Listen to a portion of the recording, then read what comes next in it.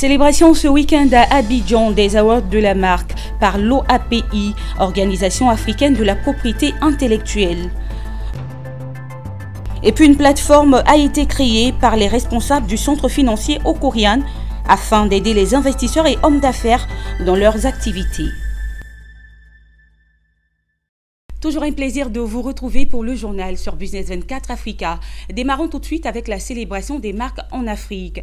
L'OAPI, l'Organisation africaine de la propriété intellectuelle, valorise les actifs immatériels. Cette organisation intergouvernementale a organisé le week-end dernier à Abidjan les Awards de la marque. Au cours de cet événement, 3 marques ont été primées dans les catégories Grand Prix des Awards de la marque, Prix de la marque régionale et Prix du public. Hervé Blayon et Marusserie. Donc 4 prix d'honneur à l'occasion de cette deuxième édition des Awards. Elles se sont démarquées par leur qualité, l'intérêt des consommateurs et leur contribution économique et sociale dans les États. 3 marques sont montées sur le podium des Awards de la marque 2019. Au cours d'un dîner gala, elles ont été distinguées. Dans la catégorie Grand Prix Awards de la marque OAPI, la marque sénégalaise Adja a surclassé ses adversaires. Il nous vient du Sénégal. Bravo, Adja de Petit Sénégal. Ça représente pour Petit Sénégal 40 ans d'efforts. Parce qu'on a jugé que nous, Africains, nous avons suffisamment d'intelligence au même titre que tout le monde, que tous les peuples, pour pouvoir créer. Et c'est dans ce sens qu'on s'est beaucoup investi dans la création de nos propres marques nationales. Le prix de la marque régionale a été arraché de haute lutte par la marque camerounaise Tradex. Notre société Tradex a été honorée aujourd'hui de recevoir le prix de la marque régionale de l'OAPI. Pour nous, c'est un honneur et surtout c'est un encouragement pour nos équipes. Parce que notre société est vraiment très axée dans son développement sur l'innovation. Dernière catégorie primée, le prix du public est décerné à la suite du vote du public ivoirien et il a été conquis par la marque ivoirienne Ivorio. C'est vrai qu'on a déjà eu certains prix parce que l'entreprise existe depuis 35 ans et par rapport à notre positionnement qui est dans tout ce qui est jus naturel, nous avons été souvent primés. Mais j'avoue que ce prix-là me fait beaucoup plus plaisir. Pourquoi? Parce que c'est le public qui nous donne ce prix-là. Ce public, ce sont mes consommateurs. La distinction de ces marques n'a pas laissé indifférent le directeur général de l'OAPI, Organisation africaine de la propriété intellectuelle. Pour professeur Denis Boussou, ces marques apparaissent comme un outil par excellence de compétitivité des entreprises. Les awards de la marque apportent, je dirais, tout. Parce que lorsqu'on se protège, c'est pour pouvoir utiliser la marque comme instrument pour gagner des parts de marché. Et donc les awards, au-delà de la célébration, vont donner des outils aux entreprises pour utiliser de façon stratégique, comme on le dit, la marque pour gagner beaucoup plus de parts de marché. Les inventeurs de Côte d'Ivoire soulignent pour leur part que ces marques distinguées sont le témoignage d'une qualité de la gouvernance des entreprises. Les brevets d'invention, certes, mais les marques, c'est vraiment l'aboutissement de toute une stratégie de marketing et de commercialisation. Cette deuxième édition des Awards de la marque a porté sur le thème « Protégez votre marque et démarquez-vous de la concurrence ». Elle a été rehaussée par les présences des ministres en charge du commerce de Côte d'Ivoire et du Tchad. Vive la 3e édition!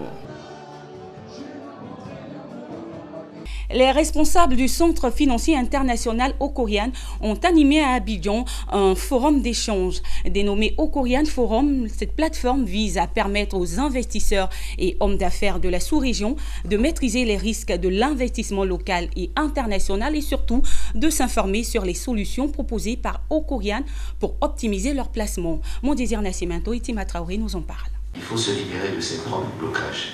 Lancé en juillet 2010 à l'île Maurice sous le nom Abbas Forum, Okorian Forum est une plateforme d'échange entre conférenciers et acteurs de renom du monde des affaires. Ce mardi à Abidjan, sur le même podium, Plusieurs crêtes de la finance internationale ont débattu de la valeur ajoutée à l'investissement et le rôle joué par un centre financier international.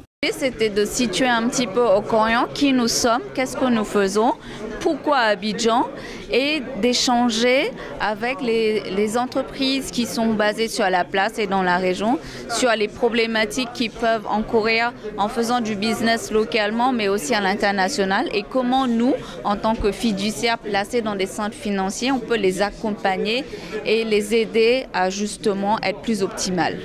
Comment maîtriser les risques liés à l'investissement local ou international? Quelles sont les solutions proposées par Okorian aux entreprises et aux hommes d'affaires pour optimiser leur placement? Toutes ces questions ont été répondues au cours de ce forum. Très souvent, les centres financiers il y a un élément de fiscalité qui est associé au centre financier, mais je voudrais dire aujourd'hui que la fiscalité n'est qu'une partie d'un centre financier. Aujourd'hui, les grands centres financiers globaux sont Londres, New York, Singapour, Hong Kong, et les centres internationaux sont tels que Maurice ou tels que Dubaï. Donc, la fiscalité est importante, mais la fiscalité n'est pas ce qu'il y a de plus important. Il faut un écosystème dans un centre financier de manière à ce que, à travers la gouvernance d'entreprise, on crée de la valeur, de manière à pouvoir être placé dans ce centre financier pour accéder au capital financier, donc pour lever des capitaux, de manière à pouvoir aussi attirer des investisseurs tels que le capital investissement, donc le private equity et les grosses banques à financer des business. À travers le forum Okorian, la société Okorian entend mieux faire connaître le rôle joué par un centre financier comme accélérateur de croissance pour les économies de la sous-région. Elle animera sur le même thème à Lagos au Nigeria, en Afrique du Sud, en Inde, au Ghana et au Sénégal une série de forums.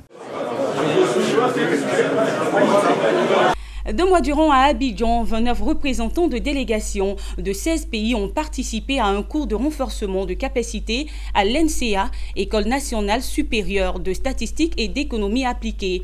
Initiée par l'OMC, l'Organisation mondiale du commerce, la formation permettra aux représentants des pays africains de participer au renforcement des règles commerciales multilatérales. Mondessier Nascimento, Richard Akeke et Ariane Touré nous donnent plus de détails.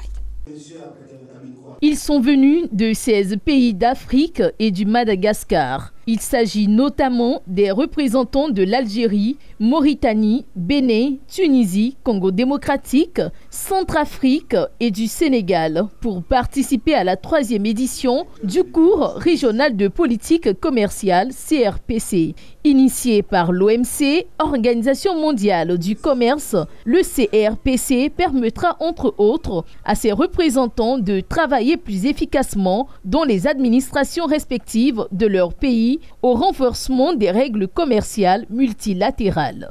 Au cours de ces 2 mois de formation intensive, les délégués ont pu étudier les questions actuelles liées au commerce, les règles régissant le commerce et, à travers des exercices, mettre déjà en pratique les connaissances acquises.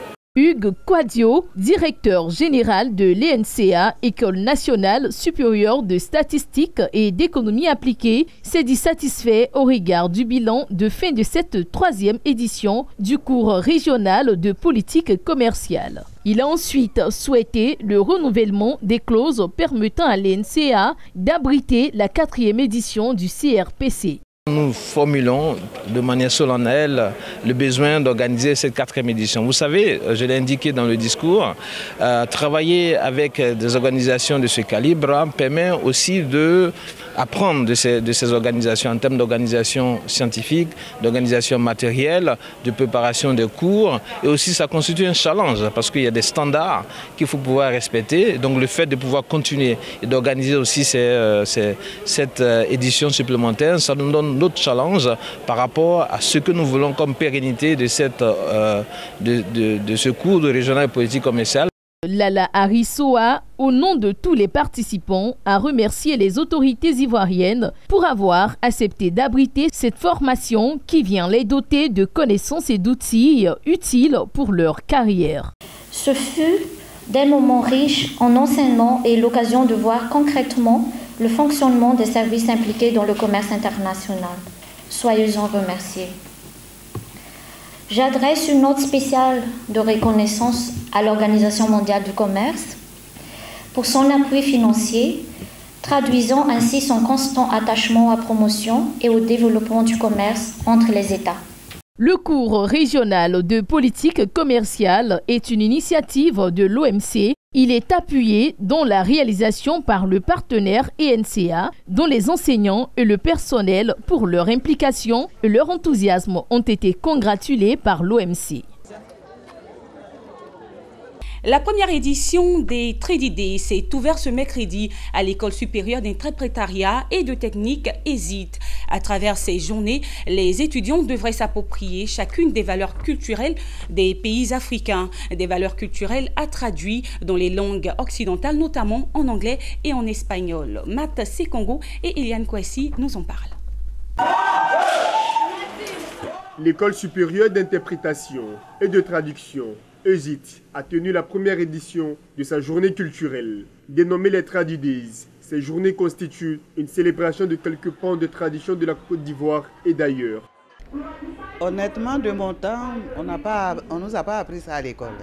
Aujourd'hui, à l'école, on leur apprend ça, mais c'est une bonne chose. Ça veut dire qu'ils connaissent, ils savent d'où ils viennent. Ils savent d'où ils viennent, ils connaissent leur culture. Toutes les activités durant les 2 jours sont placées sous le signe de la solidarité dans le respect mutuel. Cet établissement veut ainsi promouvoir l'effort, la créativité et l'ouverture sur le monde. La tradition est définitivement importante. Pourquoi? Parce qu'elle est à la fois ce qui nous définit, elle est assez permanente pour nous définir, pour être un élément de notre identité, mais elle est aussi dynamique parce qu'elle s'enrichit du contact des autres. Organisés pour initier la jeunesse à la culture, les Trade Days sont désormais inscrits dans le calendrier d'activités de l'ESIT.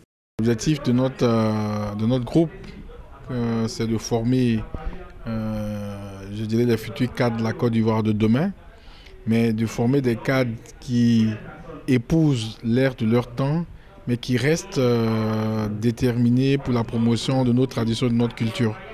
Parce qu'une jeunesse qui veut gagner doit savoir d'où elle vient, qu'elle doit connaître son histoire pour mieux appréhender le futur et la compétition internationale.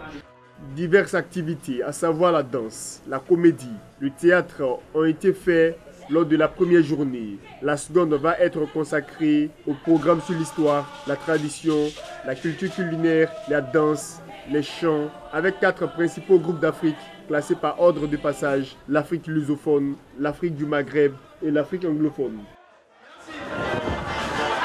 En image pour finir, la note de la direction de la prévision des études économiques rendue publique cette semaine a révélé que les recettes mobilisées par le Sénégal atteignent 366,1 milliards de francs CFA en février 2019, soit une progression de 17,1% en glissement annuel. Cette progression a été possible grâce notamment à une hausse de 13,3% des recettes budgétaires.